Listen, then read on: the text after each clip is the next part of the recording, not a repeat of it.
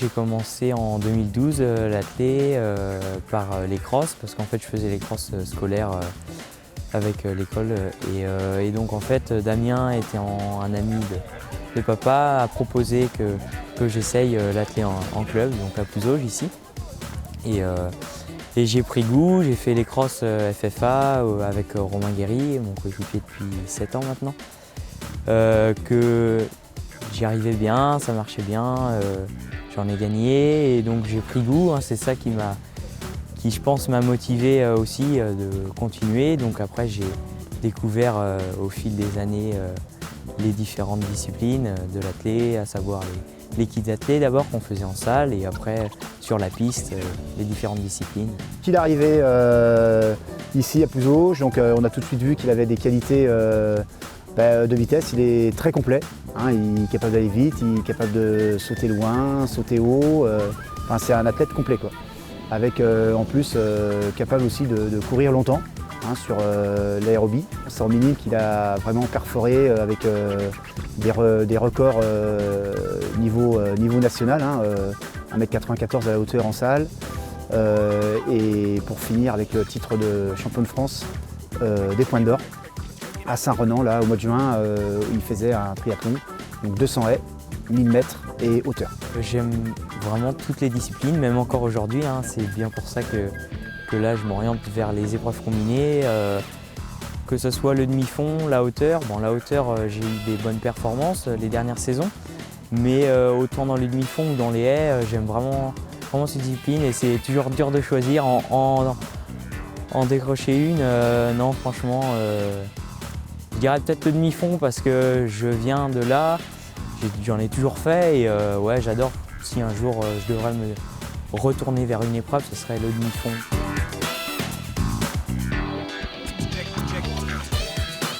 Il est rentré dans la catégorie décalée à partir de septembre.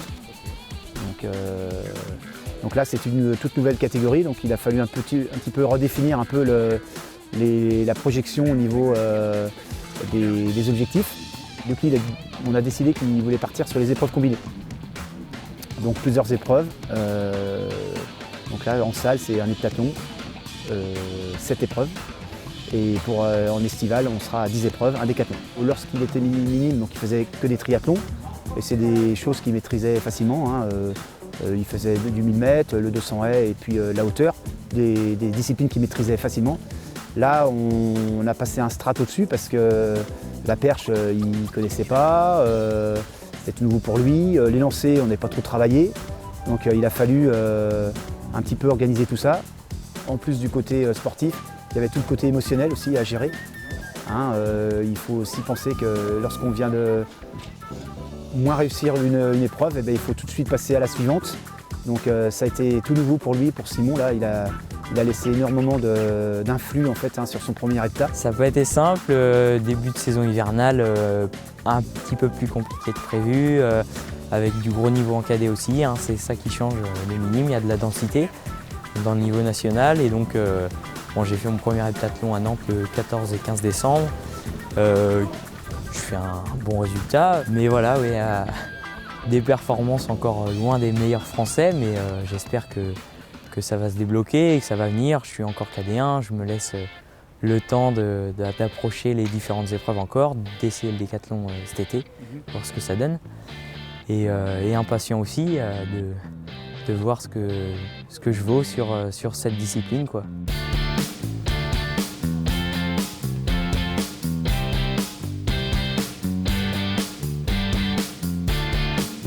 Ses points forts, ça reste la hauteur, les haies, parce qu'il est bien techniquement sur les haies. Il est bien aussi sur les départs, mais sur la réaction en fait. Par contre, après, c'est sa mise en action, vu qu'il est grand en plus. Alors, sa taille, il fait un peu plus d'1m85. Donc c'est là qu'en fait, c'est l'axe de travail, quoi. C'est au niveau vitesse. Il faut qu'il travaille sur sa mise en action. Ensuite, la perche, et puis surtout les lancers, quoi. Les lancers, la perche aussi, c'était pas forcément gagné. Pourtant, je m'y suis plutôt bien adapté. J'ai fait 3,65, donc c'est dans la moyenne d'un combinard en cadet, je pense. Et les lancers, ouais, le lancer de poids surtout, discipline qu'il faut que je travaille et que je travaille d'ailleurs avec Olivier Bretin de Montaigu, là, qui est maintenant mon référent épreuve combe, avec Damien à l'appui pour la programmation. Je dirais quand même que mon point fort resterait mon mental. J'ai jamais rien lâché, j'ai eu des déceptions, beaucoup de frustration. Je suis toujours sorti de mes compètes assez frustré, jusqu'à avoir le Graal au championnat de France Moins d'Or où j'ai le titre. Mais voilà, mon point fort, le mental, je pense, et l'assiduité, je veux dire la motivation aussi, la passion de l'athlète. Et un point faible, peut-être, je dirais, ma forme physique, enfin comment dire, mon gabarit, on va dire en cadet maintenant pour les combinés, je ne suis pas encore très formé. J'apprends encore, en réalité, je me découvre à chaque compétition encore. Donc voilà, apprendre à gérer toutes les émotions en heptathlon, c'est pas facile.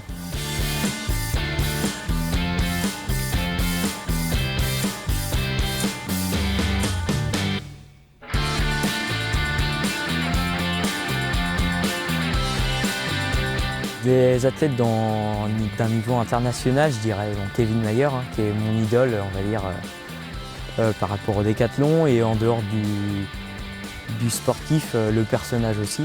Enfin, il a une tête, quoi, on va dire, il réfléchit, Et sinon, des modèles dans l'athlète, dans le club, je dirais, moi j'ai Anthony Guillard, Théo Rageot.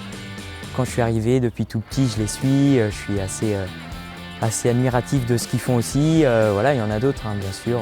Et Anthony, ouais, je dirais que c'est vraiment aussi un personnage aussi, vraiment une belle personne, tout comme Théo, qui m'apporte aussi beaucoup d'expérience, beaucoup de conseils, parce que je grandis et j'apprends, voilà, grâce à eux aussi.